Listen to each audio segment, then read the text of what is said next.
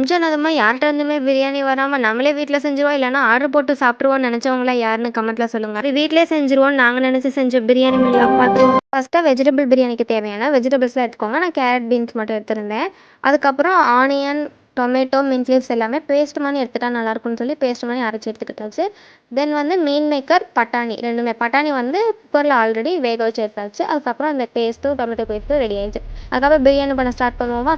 ஒரு குக்கர்ல கொஞ்சமா நெய் ஊத்திட்டு, பட்டை, லவங்கம், சோம்பு, பிரியாணிக்கு தேவையான பொருள்லாம் போட்டு வதக்கிட்டு, அதுக்கப்புறம் வெங்காயம் போட்டாச்சு. வெங்காயம் நல்லா வதங்குனதுக்கப்புறம் நம்ம கட் பண்ணி வச்சிருந்த வெஜிடபிள்ஸும் போட்டுக்கலாம்.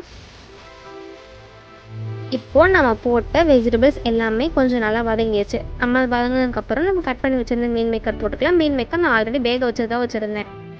அதையும் போட்டாச்சு.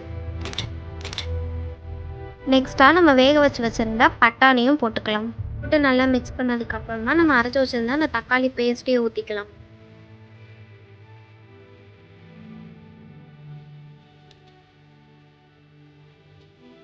அதுக்கப்புறமா கொஞ்சமா சில்லி பவுடர், பிரியாணி மசாலா, மிளகாத்தூள் 3மே போட்டுக்கிட்டாச்சு. கொஞ்சமா கரம் மசாலாவும் போட்டிருந்தேன். அதுக்கப்புறமா சாப்பாடுக்கு தேவையான அளவு தண்ணி ஊத்திட்டு, அதுக்கு தகுந்த அளவு உப்பும் போட்டாச்சு.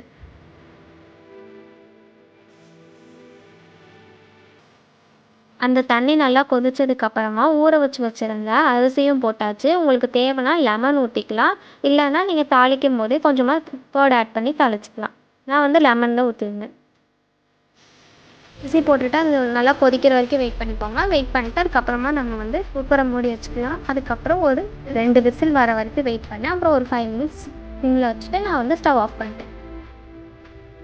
கேஸ் இறங்குனதுக்கப்புறமா கொஞ்சமா மல்லித்தழை தூவி பிரியாணி இறக்கியாச்சு. சூப்பராக பொல பொலன்னு வந்துருந்துச்சு. எனக்கு ரொம்பவே பிடிச்சிருந்துச்சு. தென் பிரியாணிக்கு ரைத்தா இல்லாமல் எப்படி ஆனியனும் கேரட் வந்து துருவி போட்டிருந்தேன் கொஞ்சமாக. அதுக்கப்புறம் கர்ட் சேர்த்து தேவையான உப்பு போட்டு ஆனியன் ரைத்தாவும் ரெடி பண்ணியாச்சு.